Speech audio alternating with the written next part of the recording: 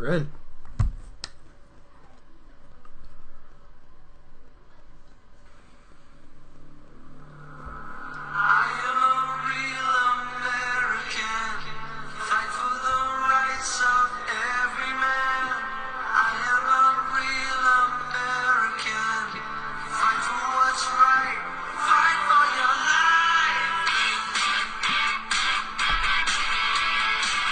Yes, sir. Oh. You know, every now and then, it hurts inside when it comes crashing down.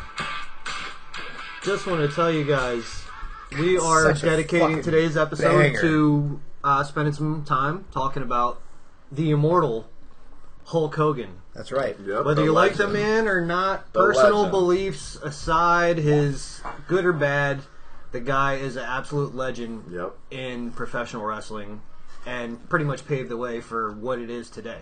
Yeah. Yeah, today is going to be not a tough discussion or a tough episode, but it's going to get heated, I think, because it is a very touchy subject of the person, Terry Bollea, not Hulk Hogan, the character. And we're going to try to separate the two and differentiate the two for you guys. But as we record this, it's just yesterday, just 24 hours ago that it happened. So, yeah, actually, quick. I texted you guys on my lunch break because I went out on my lunch break and saw it and was like, "Hey, did you hear? They're reporting Hulk Hogan died." Yeah, like so wild. Yeah, where do you put this on like celebrity deaths? Because like when it happened, I said to April when we were talking about it, I put it kind of up there with when like Michael Jackson died. I agree with you. You know what I mean? Like it was like a legit icon dying. Was it not? Yeah. So I just compare it to like obviously we lost Ozzy 2 days prior. Yeah. But I don't know. Like I just see even just going on YouTube, I just see more people talking about Hulk Hogan, like his legacy, what he did. You know, in like all the positive things, like as we're gonna get into later. But I think he was like and you don't have to be a wrestling fan to know who Hulk Hogan is. You're right. I think that's why we're kind of in agreement that it is on that huge of a level because even people who don't watch wrestling and never watch wrestling, they know who Hulk Hogan is. Right. Yeah. From his shitty movies to his reality TV show to all his different business ventures. You go in Florida, he's an icon in Florida. People love him down there. Right. You know. So. Yeah, I mean, I agree. I feel like he's on a level of like a Michael Jordan, right? Like who you don't have to like basketball or sports, but when you hear the word basketball, you're like, oh, Michael Jordan. Mm-hmm. You know, when you hear, you might not like Michael Jackson or you might not like Prince or Tom Petty or Ozzy Osbourne. When you think of those, you hear those names, you're like music, right? Right, and when you think of wrestling, the first name that comes to most people's minds. It's definitely Hulk Hogan. For sure. Right? For the majority of people, So, Deuce is here. Youngblood, our resident young fellow, has a little quiz for us. He's gonna hit us off with right away. Yep. So, but hold on.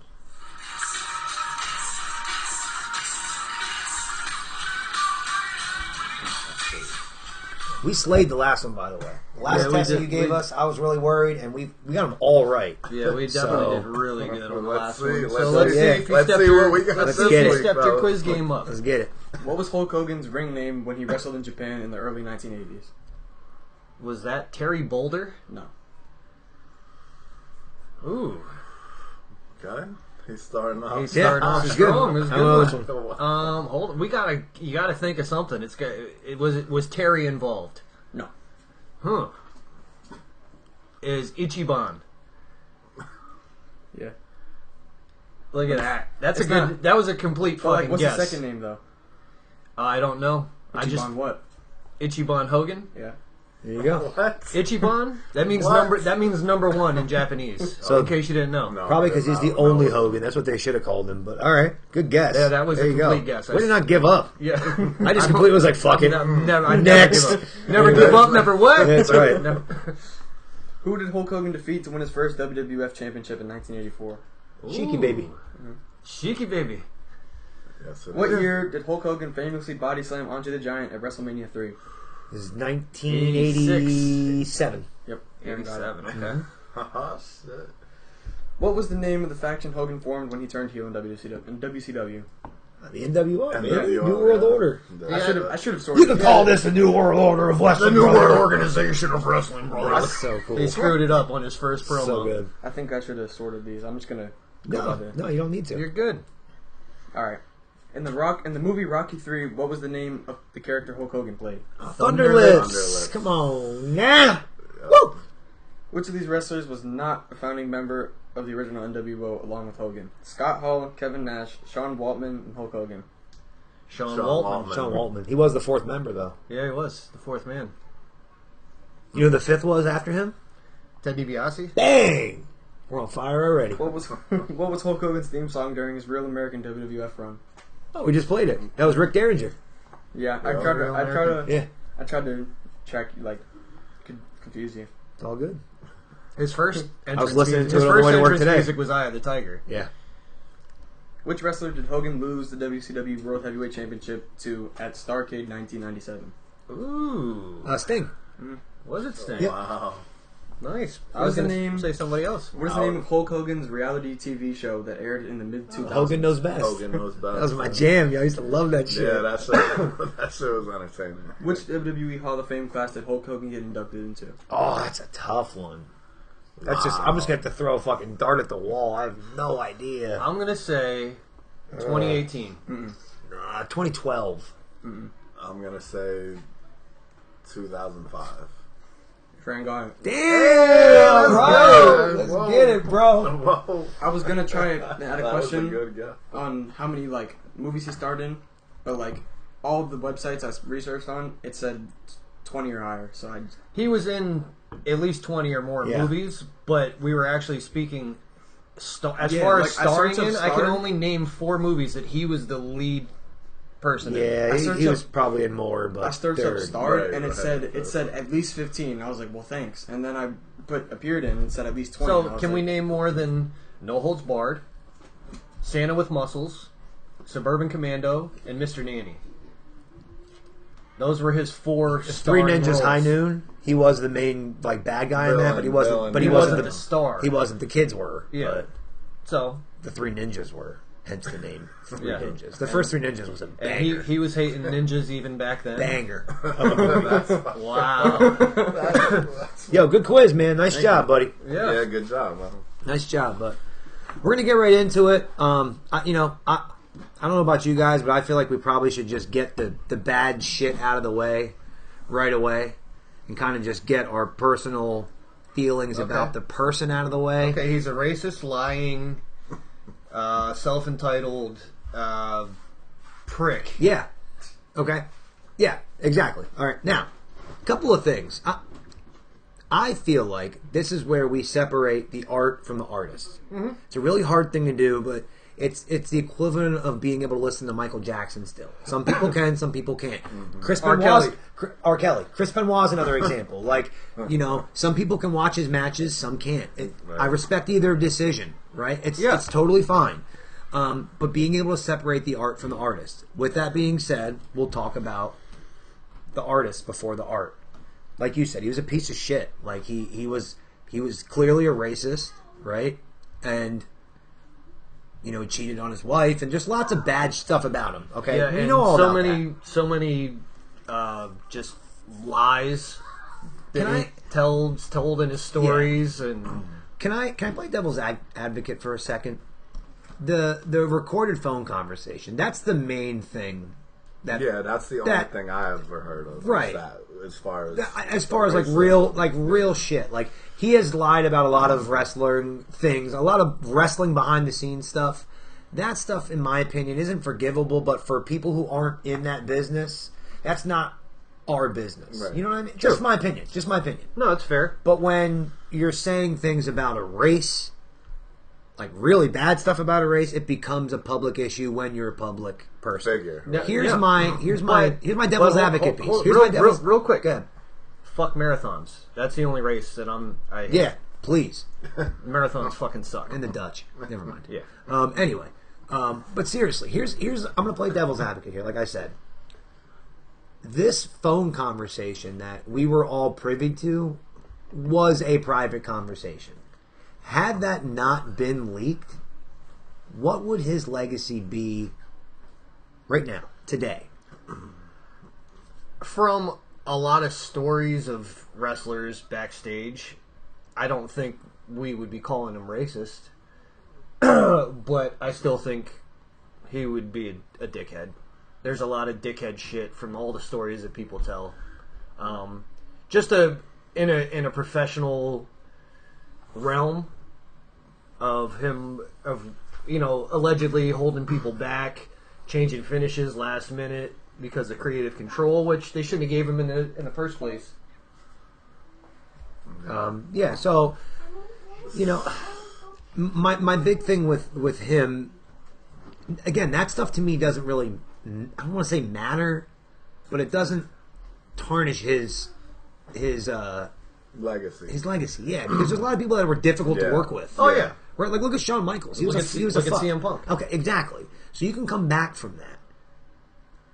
I feel like this phone call that was technically a private conversation is what kind of did him in, and he never could recover from it. I don't think there's anything he could have done to recover. That's true. And I don't think that's not fair when you say something like that. Yeah. My only thing is like I kind of feel like, in a way, if that conversation did not become public, his image, everything going on right now, they wouldn't have booed him on Netflix. That's kind of where I'm at. They wouldn't have booed him on Netflix. Yeah, I hear you. I feel like the past 10 years or so since it happened, his legacy it tarnished it. Definitely, for sure. I agree with that. And I feel like that. He was always... I feel like that's a just punishment, right? Like I feel like now that he's gone and we can all sit back and look at it. I think looking at it the way I kind of just painted it is if this conversation didn't happen because it shouldn't have fucking happened to begin with, but it did happen, and for some reason it got leaked. If that all were to not happen, imagine the legacy he'd leave behind now as opposed to that. This is going to sound crazy. Right? This is going to sound crazy. But this isn't trying to justify being a racist. But being born in that era, when he was born, there's a lot more people that were racist. Yeah. I think there's still racism. There's a ton of racism everywhere. But then it was more...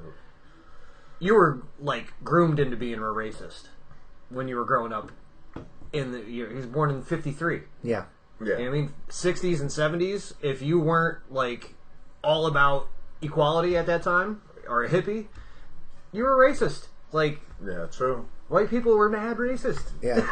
True. And what? He was born in Georgia, I seen, so, I mean... And grew up in the South. It's either you're either on one end of the spectrum or the other end. Yeah. I mean, it's not trying to justify it. No, it's not at all. And that's you got to look like, at that's what sucks. Though it's like people say this about you can go down the line, right? About Vince McMahon, about a lot Donald Trump. Yeah. Like you can go down the line. But even Triple H right now, they say he's racist. That's what I mean. Black superstars. It's the way they grew up, and like you said, I mean, it doesn't justify it, but. For his and like Aaron said, like that incident tarnished his legacy. Like even in my head, I was like, he was always my American hero as a child. Yeah, and I was an unapologetic Hulkamaniac as a kid. But let's you know what I mean? Let's be real. A lot of people in this world right now, a lot of their heroes growing up are racists. Are pedophiles, true. Are murderers, wife beaters. Yeah, true. Like, true.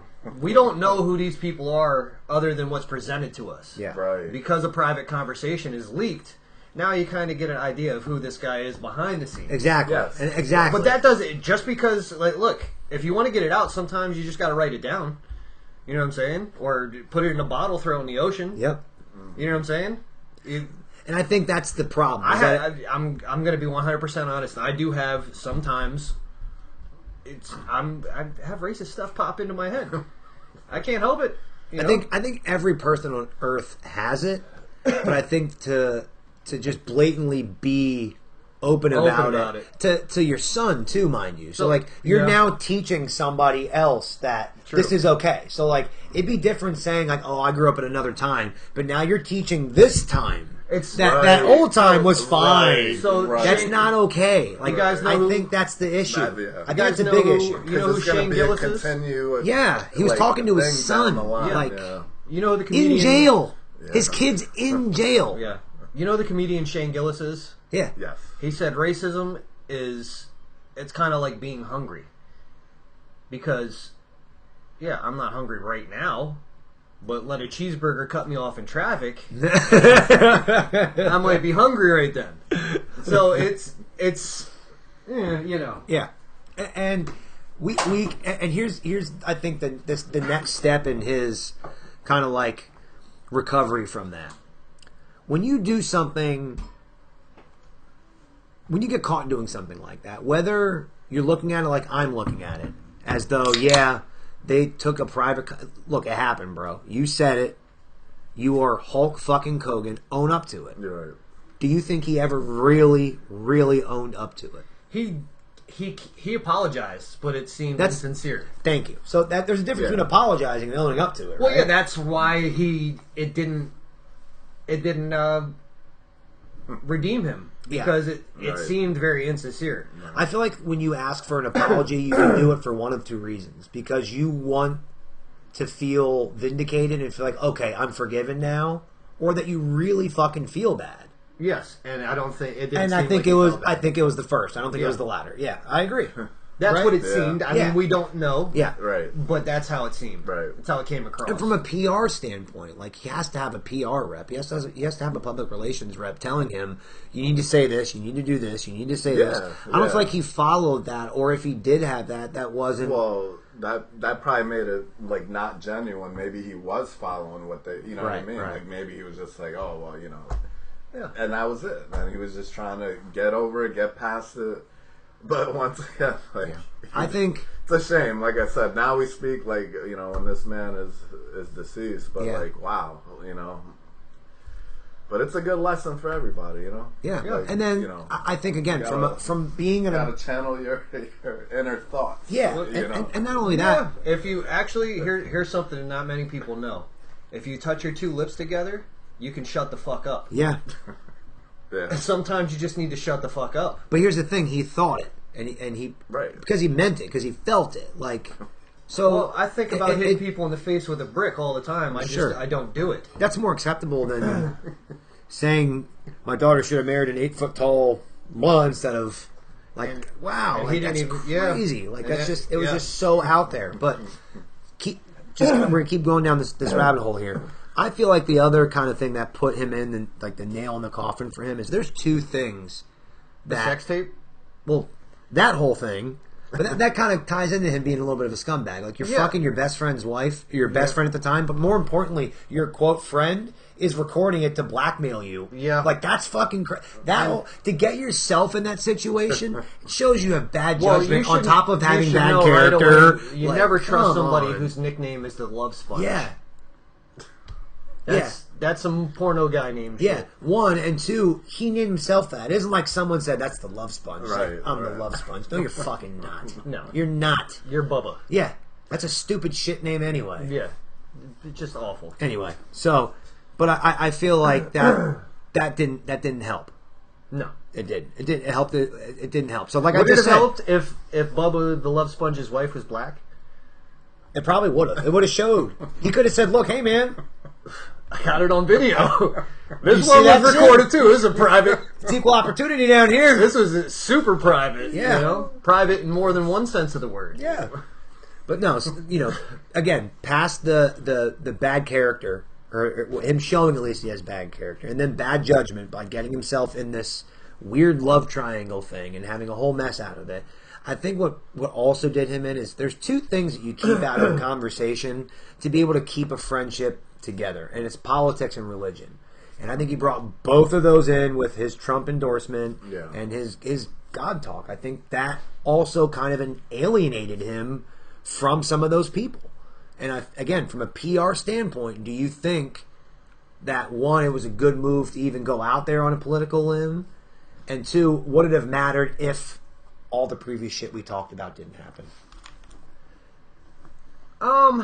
So it's a lot. I know. Sorry. As far as I put a lot into thought. As far as as far as the political thing, a lot of celebrities push politics, and people still love them.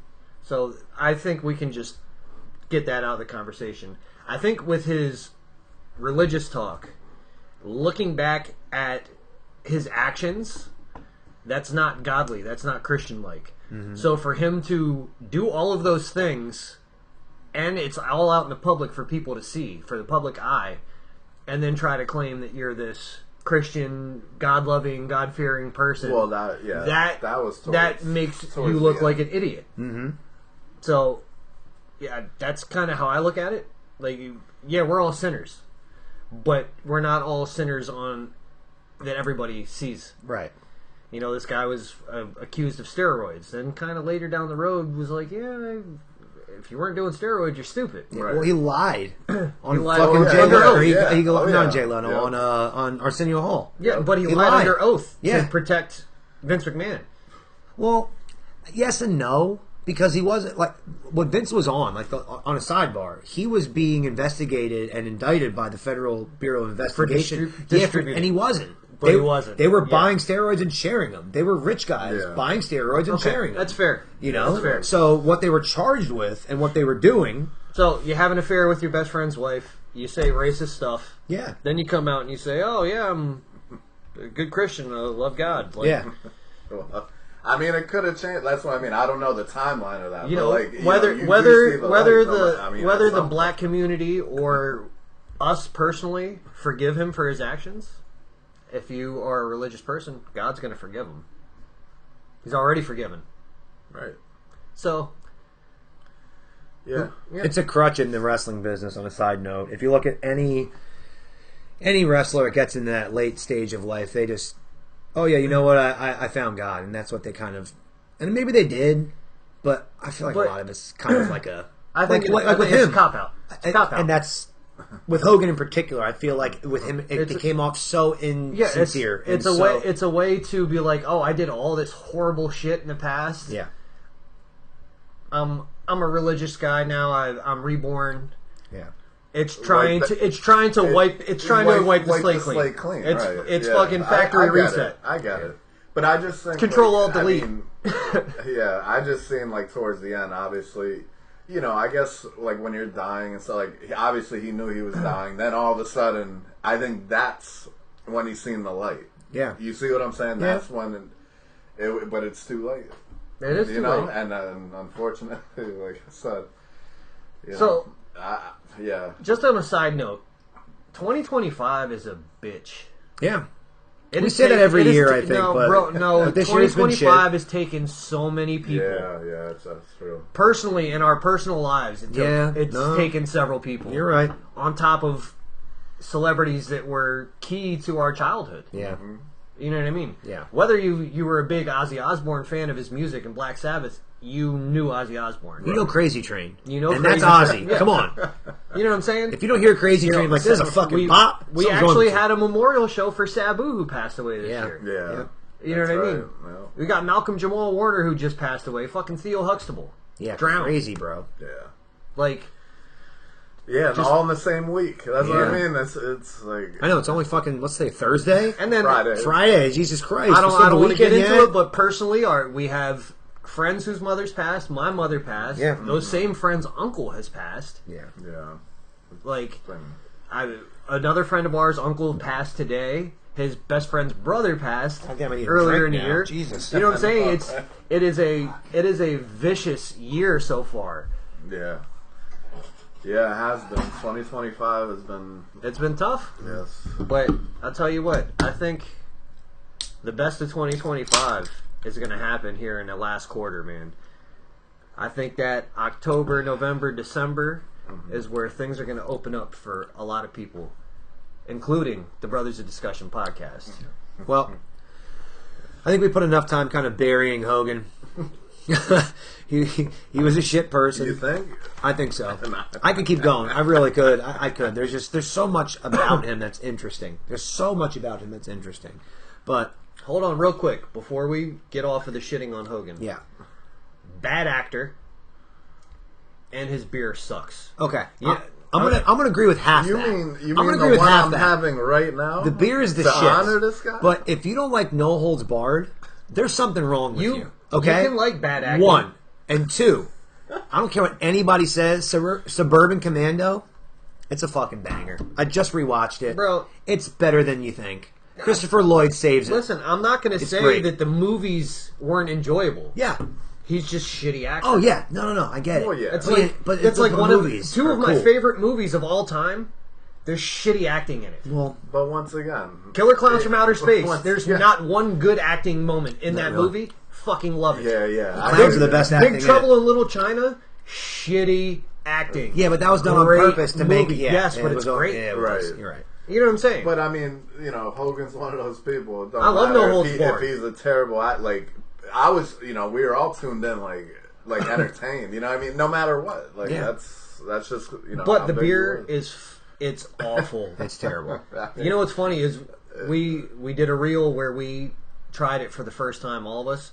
That's our most viewed reel since we've started this. Yeah. Yeah, I mean, after you have a few, this. I mean, you put Hogan on and it draws. Come on. I mean, I bought it. He comes to WCW, boom, they become a company. I bought it. know? Thunder in fucking Paradise, bro. So let's put it out there. We're gonna get into his what we think are going to be his top 5 rivalries, his top 5 matches. Let's just put it out there. Hulk Hogan, greatest of all time. He's in the discussion. 100% in the discussion. Like I said, he was in my Mount Rushmore. He was on your Mount You gotta Rushmore. pick one. Gun to your head. Greatest of all time. Yes, I think so. Maybe not like that's what I mean. There's so many categories. Yes, like, it's like could there's. it be I know. It's Yeah, just there's like variables. basketball. There's I get variables. it. There's I get it. variables. It's I get yes. it. It's just like you said. It's like basketball. There's LeBron and Jordan. Yep. It's hard to argue that LeBron isn't the greatest of all time. Right. It's hard to argue it. Right. But to me, it's Jordan. Right. Right. It's hard to argue that Hogan isn't. But to me, it's not. So who is it then? If you had to pick one per, like this is the Gun to your head. Yeah, type shit. greatest of all time. Greatest. I would say This is going to sound ridiculous because I really don't like this guy. But it's probably Cena. It really is probably Cena. Hogan is the most influential and the catalyst to making professional wrestling the way it is on the mat for the a mat. wrestler. Yeah, putting it on But the mat. even though they both aren't the strongest in ring, Cena's been stronger in the ring. On the mic, Cena's way better. John Cena, he's done for humans. I agree. I think he's a better person. He's a way better Yeah. person. So to me, that tips the scale. Okay. It puts him over. That's a fair argument. Yeah. I mean, I think it comes with when you grew up. I think because Yeah, definitely. and I said it. I'm an unapologetic Hulkamaniac. I had yeah. the Hulk. Like my 5th birthday, I had a Hulk Hogan birthday cake. I got the Hulkster workout set with the blue. Like little dumbbells, and I had a fucking headband, and Yeah, I remember. had, dude, So, that was hold my on, shit. hold on. having a wrestling buddy. Yes. Hulk Hogan. Like, I had Hogan. You had Warrior. I had Hogan. Okay. We had You had Hogan Warrior. and Bossman. I had Hogan. We had Hogan and Yeah. Bossman. You did have Bossman. So hold on. This is a real quick thing. I was known when I collected the action figures Yeah. to not have duplicates. I wanted to have one of everyone. Who was the only wrestler that I had multiple of his figure? Was it Hogan? Yeah. It was Hogan. There you Yeah. go. I had the one that did the fucking bear hug. Yeah, there and was this. like 3 different versions. I had the of one them, that does right? this Yeah, shit. yeah, you know what I yeah. mean? I had 3 or 4 different Hulk Hogans. And that was by design. They weren't dumb. No, not They at were all. like, let's take the most popular guy. Yeah, the guy let's who make sells 3 of those tickets. figures. Yeah, There the you guy go. who. Yeah. So So that's that why makes I sense. feel like he's the greatest because he Yeah, kept. I not agree only did he with that. get a generation of people involved in wrestling, but he kept them involved and then got their kids and their next generation involved. And true. That's what I'm saying. And we'll go through this as we're going through these matches. I mean, the ones that are on my top 5. Bro, I mean, look around. They're through 3 decades. Look around this room. They're through 3 decades. We have matches. I'm looking at this, and we're going to go through the matches and the feuds. Look around this room. How many Hogan pictures are up? I know. I have a fucking jacket that was signed by Hogan from a shop down there. 3. Yeah. 4. He's everywhere. 5. There's at least 5. Yeah. He's all over. Yeah. So, regardless of what you think of him as a person, you got to separate the art from the artist sometimes. I still have no problem listening to Michael Jackson and R. Kelly. And I can watch Hulk Hogan.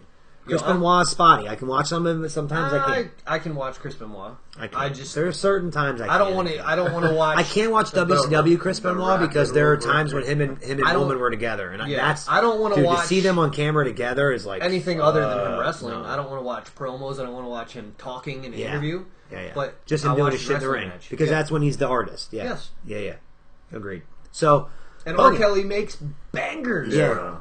Come on now. Come on. So we're going to start with the rivalries. Top 5 rivalries, okay? I'm going to start from the bottom and work my way up, all right? We kind of pre-discussed this before the show. I got some notable... We have some notable add-ons. Yep. So I kind of put together a top 5 of these, and we're going to have the guys kind of chime in on their 2 cents and add some people to this list. But I have Sheiky Baby as number 5 in his rivalries. They were still rivals up until Sheik died. I know. Sheik was a fucking man. Mm-hmm. Sheik made his legacy after wrestling because he was like a bad guy and he was like kind of hated, and then when he got into the pop culture side of it, he became the man. Yeah. He was undefeated on Twitter, bro. Yo. Sheik had the best Twitter. He sure did. Fucking amazing. I still laugh every now and then of where the fuck is Veer. He posted that one time on Twitter, and I could not stop laughing when they kept doing those vignettes for Veer, and he just put one day, where the fuck is Veer? So funny. I shared it. This is before Hogan passed away. It was a Sheik tweet that said, "In ring, Hulk Hogan might be a dumb son of a bitch, but outside the ring, he's also a dumb son of a bitch." Yeah, I saw that. It's fucking great. So he deserves to be in that category just for the feud kind of after, because really they only had that feud in '84. Yeah. Well, no, it's when fair. He won the title, and they never had a rematch. Like, he's not somebody that came to my mind when I was thinking of my top 5 rivalries with Hogan. Yeah, he's not somebody that I thought of. Mm-hmm. I think it's so notable just because the way Sheik won the title, beating Backlund, not only beating him but having Backlund's manager throw the towel in. And then a few months later, Hogan beats him, at Madison Square Garden, like some storybook shit, like that, which is what WWE was the best at doing, So number 4, I have on there Warrior. Not only do I feel like that was one of his best matches, but that feud of them I think it started at the Rumble, or maybe it was at Survivor Series, and then really picked up at the Rumble, and then culminated at WrestleMania. This is one I just disagree with entirely. And here's the thing. I'm looking at it from... As far as matches, yes, great match. Yeah. Now the rivalry, I don't... I'm looking at it because it made Warrior. And whether we like Warrior or not, again, as a person, in ring, he was... But the character... Dude, when that music, when that him going to the ring, I could name probably 3 or 4 people that I think had better rivalries with Hogan than Warrior. Well, yeah, they're not even top 5. They have 4 on there. No, that are not even names that are already on the list that you had created. Nah, that would be. I don't know. Come on now, that's the biggest. It was a huge match. Yeah, but the entire rivalry. You're saying that DiBiase didn't have a better rivalry with him than Warrior? No, DiBiase had a way better rivalry with Hogan. No, because Andre was involved with that. It wasn't DiBiase Hogan. It was DiBiase and Andre. All right, Hogan and fucking Bobby Heenan as a manager, as just a huge. It's just in professional wrestling. He had a rivalry with Heenan.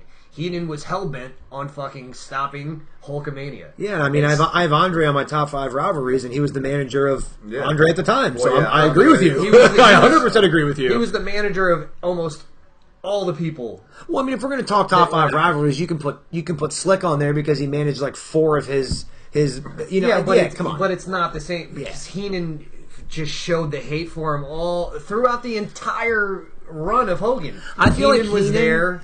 Heenan, okay, so as the antithesis. you know how we said, I can see why you said you know how we said Mysterio is like there's luchadors and then there's Mysterio, right?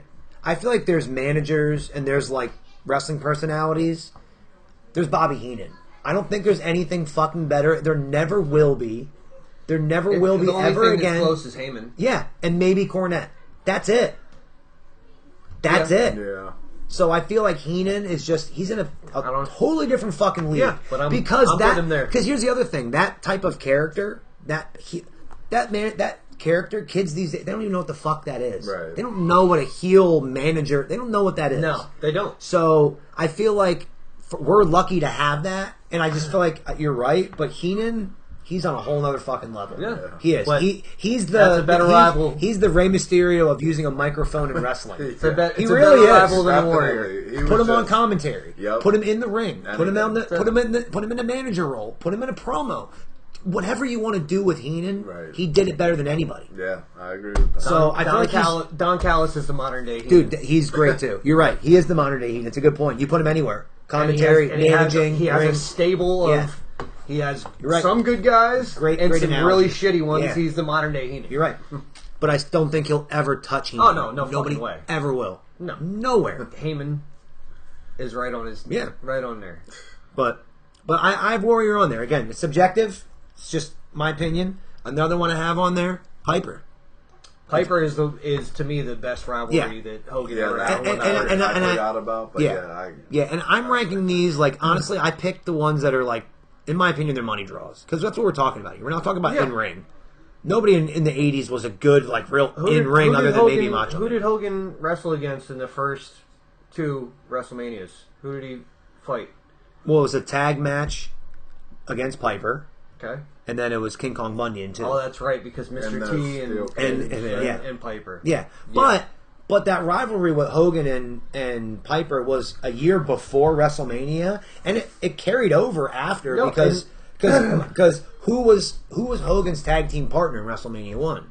Mr. T. And that's who Piper fought in WrestleMania 2. So that rivalry kept going for really 3 or 4 years, and way after that. Yeah, really they were rivals until Piper came back as a face. Yeah, but then even in WCW, they had a hell of a match. For old dudes, that was a hell of a match. Dude, we can watch the one from Halloween Havoc. It's bad, but they knew how to draw money, and that's what they did. It drew money, and you know what I mean. And Hogan put him over. Mm-hmm.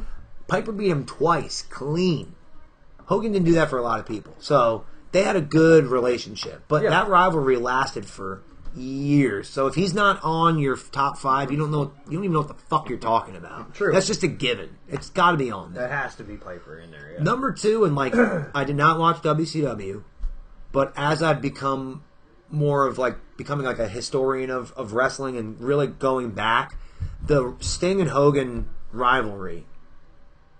He's number 2, and it was built for a year. We talked about it, and for a little while. They built Sting's character around that fucking rivalry, and Sting used that character for the rest of his career. So you can say what you want, but his very first feud with that Sting character was aimed at Hogan for a year until he got that match, and then he used that character his entire fucking run after Surfer Sting. I mean, you're 100% correct. How can you not? The only time it was any different was when he did the red face. Yeah, tomato face Sting. Tomato face. Wolfpack. Yeah. But even when he went to TNA, he kept that kind of. He changed up a little bit, but that character. Yeah. I was saying earlier before we started, the thing is, I was going back and forth between Flair and Sting. Yeah. That I wasn't sure which one was a better rivalry. And then I think, with you saying this and you putting a little more context to it, Sting was a better rival to Hogan than Flair was. Yeah. Flair and Hogan were both just such megastars that when they got together, it seemed like it was bigger. But if you look at storyline and everything involved, Sting, it was better with Sting. Yeah, for sure. Yeah. They told that story for a year where Sting didn't talk. For a year. Yeah. You know, I was watching this thing about it, he would come out every Monday, and they would say, "You're going to wrestle this person from the NWO." He would just rip up the contract, walk out. Every week. And then finally the whole NWO came out. He just took his bat and pointed it right at Hogan. Hogan did the whole over the top thing, and I'm like, my God, man, they knew how to fucking do it. Remember when Sting took his mask off and revealed himself as Sting? Yeah. Like, good shit, man. Like, he was pretending to be the fake Sting. Took his mask off, and everybody was like, "Oh shit, that's really Sting." Yep. And his face didn't change at all. It was the same mask as his face paint. Dude. That's right. On the commentary, they were like, "This is an imposter. This is an imposter." Yeah. Dude, they did that storyline was so well done. It really, really was. Really Up was. until the finish. We got to watch Starrcade '97. That finish was, dude. Let's watch the whole fucking. God, man. We could do a WCW. That is just such a fascinating thing. But yeah, anyway, Sting being number 2, I think it's kind of really a no-brainer. I'd like to put Sting in there, but if we're doing it in a specific order, number 2 overall, I disagree with. But yes, I can put him in there in the 5 for sure. And then number 1, it's Andre. I mean, just the Andre, the allure of Andre back then. He had never been beaten. He'd been beaten like on indies and things like that, but as far as like on TV, he was never beaten. So like for Hogan to go out there and 1, defend the title, but 2, beat a guy who's never been beaten. Yeah. Like that storyline alone made that feud great. And it's one of the most, when Hogan slammed Andre at WrestleMania 3. Yeah. Dude. That was... Like, that is one of the most iconic sports moments of all time. Yeah. Of all time. When you're looking, when you have like a clip fucking, what do you call it? Collage of clips. Yeah. That's on there for sports moments. Of course. It always is. Yeah. I mean, I can't argue Andre at all. But there is a lot of people that I feel deserve some recognition in their feuds with Hogan. Like, for instance, you had one that you had said earlier, Fran. The Sergeant Slaughter? Yeah. Sergeant Slaughter and Hogan feud during fucking Desert Storm. Yeah. Yep. That shit felt so real. Because of that, you're right. Yeah. Man, I was like, and everybody's pulling for the USA. I don't know. That was just some, and he came out with the flags, and it was just. And here's the thing: Hogan's got a lot of good feuds. You know, I mean, Boss Man's up there. Yeah. How about Earthquake? Earthquake, I said. Earthquake squashed him earlier. Earthquake right. was fucking phenomenal. Here's Macho Man. Yeah. Macho should be on this list. Right. To be honest with you. On a side note, with Earthquake, you want to know a really, really fascinating thing I learned by again just doing my history work. Hold on, we talking about Earthquake, the Shark, or Golga? We're going to talk Earthquake right now. Okay. Okay? Do you guys remember when he squashed Hogan and you could write in? Yes. And they would send you like a little bracelet. It was like to help Hulk heal. Yes. Yeah. Do you know why they did that? No. You ready for this? Yeah. To make a mailing order. Yes, so that they could fucking mail you to shit. How smart. You go put on TV, we need you Hulkamaniacs to send your prayers into Hulk Hogan. Send a letter to this thing. Guess what?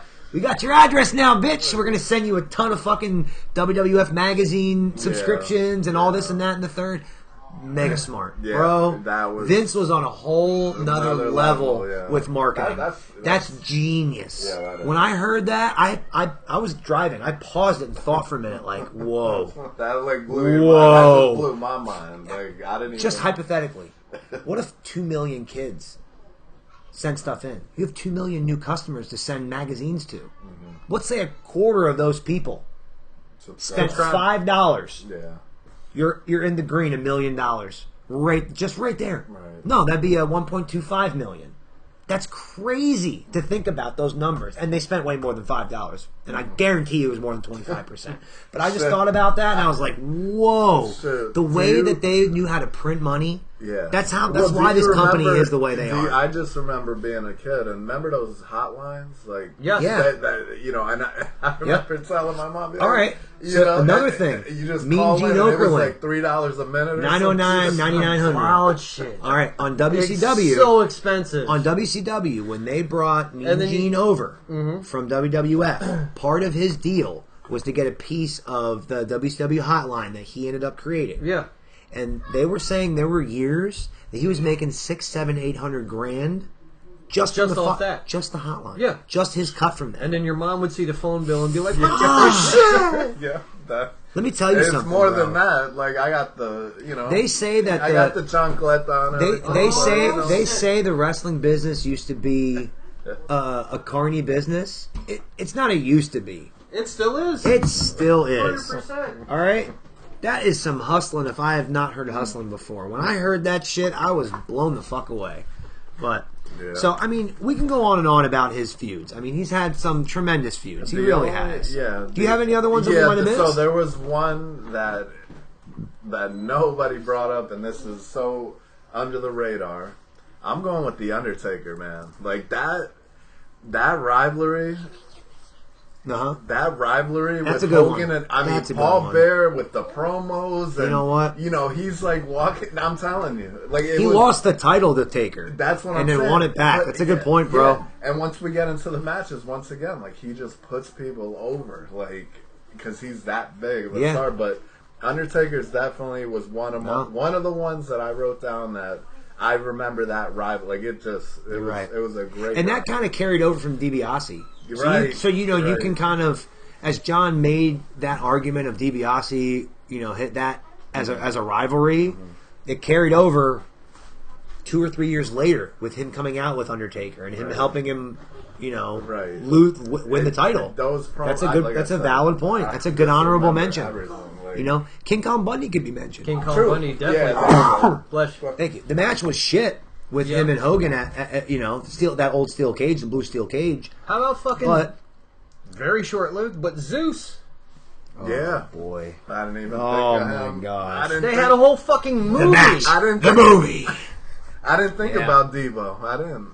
Yeah, there's a lot with that too, man. Where they tried to make him a wrestler, and that's there's so much there. I could go on and on about that. But stuff. Other than that, that's the only other rival that that wasn't mentioned was the Undertaker on the list of my top. No, that's fair. I mean, that's a fair one to put on there. Yeah. So. There's one other one that I did want to mention before we kind of move on to his matches, and I don't like this guy as a wrestler per se, but Luger. I mean, in WCW, he beat Hogan. He beat Hogan on Nitro for the title. That was huge. Even Goldberg they rate that as like one of the top 3 moments in WCW history. Yeah. Is him beating Hogan on Nitro. That was a big moment. Even Goldberg had a kind of rivalry with Hogan. Yeah, so, you're right. But you know what's funny with that? I'm glad you bring that up. You know how many matches they had against each other? I think 2. Exactly 1. Just that one. When he won the title. That is it. Never a rematch. What about Vince Russo? That's probably his top rival in real life. Shit, but let's get into matches, all right? So, again, Hogan isn't known for great technical wrestling. I will say, if you want to see some good actual... Watch him against Tenryu in fucking Japan. Watch him in Japan. That's his best. He can wrestle. He can wrestle strong style. Okay. Here's what's crazy: is people would talk shit about he didn't do much in the ring. Okay. Why would you? He didn't have to. No. Okay. And we say all this, but terrible leg drop. He did a big boot and a leg drop, and look at what it did to his body.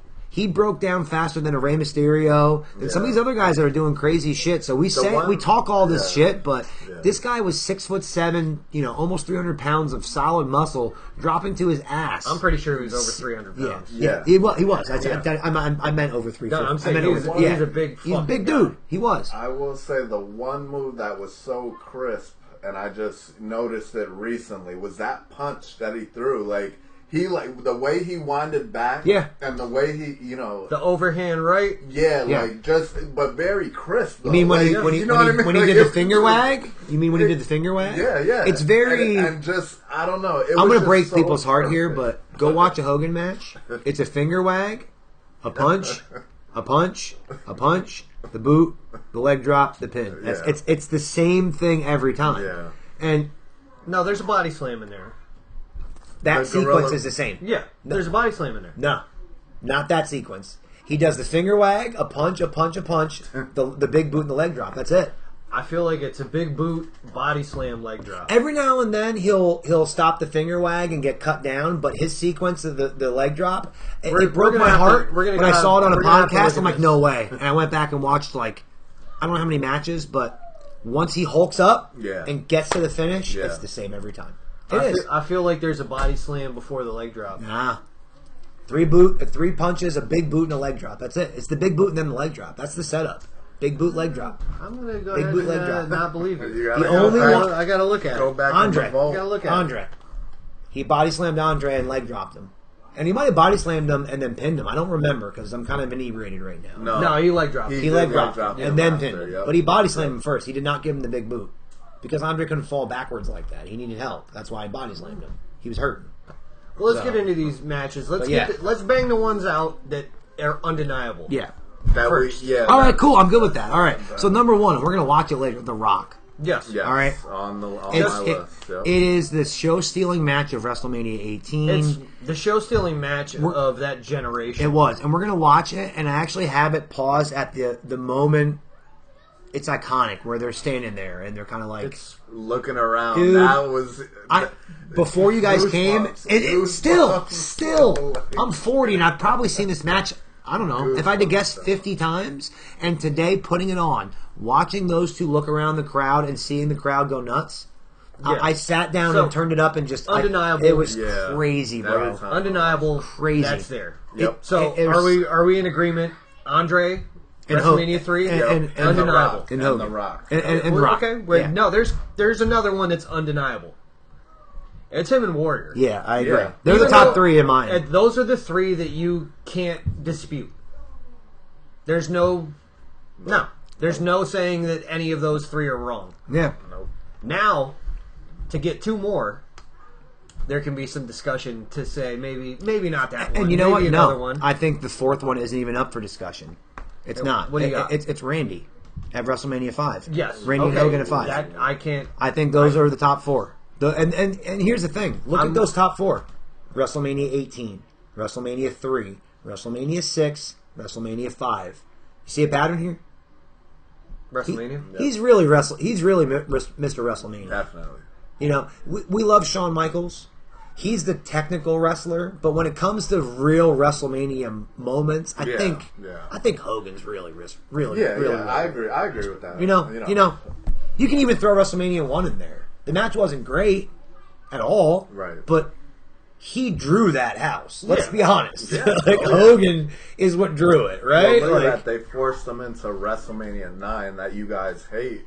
Yes, but they had to even though he was they had to give him the title at the end of the night. Right? Yes, that's what I mean. He main evented WrestleMania 8 as well against fucking Sid. Yeah, not even for the title. I had it hanging right over here. Not about even for that. the title. Yeah.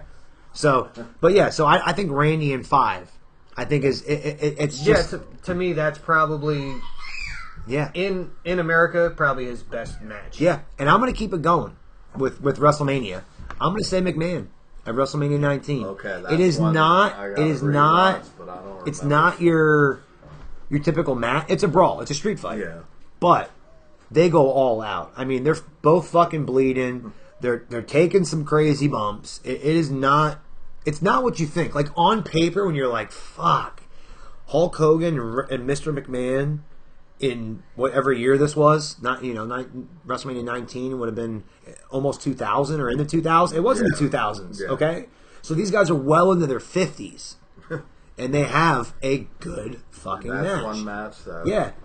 But again, I think it's more of a moment of seeing like Hogan and McMahon.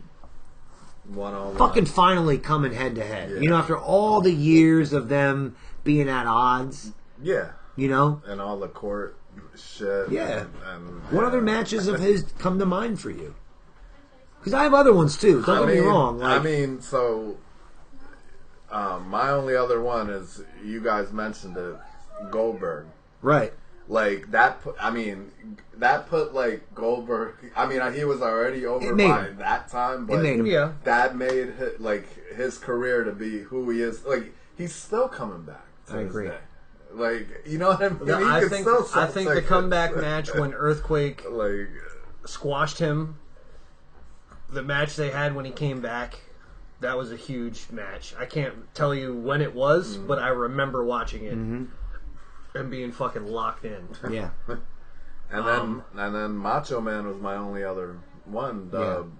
With Miss Elizabeth. WrestleMania 5. Yeah, that's what we got involved. Yeah. I did have there when they were the Mega Powers and they had the tag match. Yep. That was pretty fucking huge. I mean, but that also set up the match for WrestleMania 5. Wasn't it against the Twin Towers? Yeah. Hakeem and Big Boss Man. Yeah. Yep. So, I mean, he had the match with Flair in WWE, which was huge at that time. Yeah. Here's the thing, and the reason why I didn't put Flair on rivalries or matches is because I'm looking at it from a business point of view, and they didn't draw. That's why that poster behind you for WrestleMania 8 does not have Hogan versus Flair. It's because they tried it on the house shows, and it didn't draw. So, whether that's right or wrong, it's why it didn't happen. The thing with Hogan... So I want to put this out here. The thing with Hogan was... when he was first coming up, you know who was a good rival that we didn't think of? Mr. Wonderful, Paul Orndorff. Oh, for sure. Okay. They had a hell of a rival. For sure. Okay. This just popped into my head. For sure. All the people that Hogan had like rivalries with when we were growing up were people that were bigger than him usually. By design, he did that. Yes, he built this monster look factor. Like the babyface. So when he wrestled people that were smaller than him, it seemed less impressive unless they were vicious like Macho Man was at times. Right. You know what I'm saying? Yeah. So it was a different thing. So him and Flair, it's the same match all the time. You know what I mean? They do the same things all the time. So I could see that not drawing. Yeah. So what do you think, now we've talked about his top 5 rivalries, or even more than top 5, his top 5 matches, what about moments? So let's go around. We'll kind of end it on a couple of different things. We'll end it on your favorite Hulk Hogan moment. When you think of Hulk Hogan, your favorite Hulk Hogan moment that comes to mind. Favorite Hogan moment when the heel turn is my favorite Hogan moment ever. How about for you? I agree. Same I thing will for you? piggyback on that because I just remember watching it. I couldn't believe my eyes. I'll let you have that one. Like, that's what it's in the match we're gonna watch. That moment where those two are face to face, turning and looking at the crowd. Yep. That is probably my favorite Hogan moment, because at that time you fully expect everyone to be behind The Rock, and that night, no, they were behind Hogan. They were cheering for fucking Hulk Hogan and booing The Rock, who was the fucking ultimate babyface at that moment. Yeah. I think that moment, to me, kind of says a lot about why he was the greatest of all time. Because at that moment, The Rock was the hottest. Super. Like it was like him and Austin were A and B for hottest guys, okay? And The Rock comes out and gets booed for Hogan. Like, what does that say about Hogan as heel Hogan? To the point where that match, the next day, they were like, we need you to come out in the red and white. Or the red and yellow. And he came back as the red and yellow the next day. So, that WrestleMania night, he's in the black and white. Yeah. Watch the Raw the next night. Okay. It's fucking crazy. He comes out and gets this, 10-minute long standing ovation. Like, they cheer all the way through to the commercial break. Come back from the commercial break, and he's still in the ring. Just Did you say amazing. Your favorite Hogan moment? I did not yet. Okay. I think I know what it is, but go ahead. Mine is 3. Mine is him coming out in 3, in particular. He is so in the zone, his headband is down near, I think it's over his mouth or something. It's on his nose or something. Yeah. He's so fucking in the zone that he's just He's got the best, talking his shit. the best booger sugar, dude, you could ever have. There's something about that moment to this day that if I'm in a bad mood, if I need some motivation, put on Hogan coming out at WrestleMania 3 against Andre. Just him coming out. There's a couple about it. There's a couple underrated Hogan moments that I want to put out there. But we're talking about personal ones. Yes, Yeah. a couple underrated ones I want to put out there. Yeah, the Mr. America, dude. Okay. Are you Hulk Hogan? No. So good. He's telling the truth. Yeah, It's clearly Hulk Hogan. Yeah. It's so stupid Yes. that it's hilarious. Yes. It showed his comedic The Dungeon chops. of Doom promo when he was in their fucking cave or whatever, and he walks over to the water and he reaches out and it hits his hand. He goes, "It's not hot." It's so fucking bad that it's the funniest shit ever, and I love it. And I'll never forget it. And even and like I mentioned with the Undertaker, like the way if anybody watches that back, like just look at the bad acting and stuff. He's like looking around and going all nuts. But that's what I remember as a side moment. Like he was just.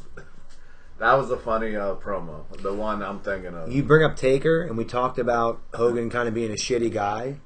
And I know we said we were going to kind of put that to the beginning, but Taker tells a story that match where he beat him for the title. Yeah, he says that he injured spiked him. He said he spiked him, but then the video shows that he didn't even get him come close. Yeah, and like he carried that on, and like to Taker, that was like Hogan going out of his way to bury you, and like that's a valid argument to have when you know you didn't hurt somebody, and not just somebody, but the top guy, and he's telling everybody, and especially that he really believed that he hurt him, and he felt awful about it. Yep. Wow. And then he goes back and sees the video where it's not even close. Yeah, that's a shitty thing to do to somebody. So I hate to kind of throw that out there, but once you said it, I thought about it, and I'm like, ugh. It's just a sack of shit. But yeah, but yeah, I mean, again, we can't not give Hogan his flowers. Again, I hope you guys listening to this episode are able to, like I said, separate the art from the artist. The artist was a fucking asshole d-bag, but the art that he made, it cannot be denied. In my opinion, he's the greatest of all time. He is the reason I love wrestling to this day. Yep. He's the reason I started watching. I'll put you back on that. Here's some trivia. He signed his contract, his first WWF contract, at the old Hilton on 9th and Tillman Street, or 9th and Hamilton Street in Allentown. All right, Allentown, PA was a big area. He used to come through here all the time. Like the Northeast was his home away from home. Yeah. So I just can't say enough good things about Hulk Hogan, the character, not the person. So I'm gonna leave it at that. It's fair. All right. I mean, R.I.P. Hulkster. Yeah. Hulkamania will live on forever. It will. I think the person now can officially be put to bed. The Terry Bollea. Yeah. And we can really cherish the Hulk Hogan side because of him, I guarantee you those Flintstone vitamins sold like wildfire. Fuck yeah, they did. Definitely. Hell yeah, they did. Kids were eating vitamins and saying their prayers. Just loving vitamins. They were. Yep. They were also saying racist shit because of him. Anyway! All right, see you guys next week. We'll get back to the Cruiserweight division next week, guys. Yep. Peace. Peace.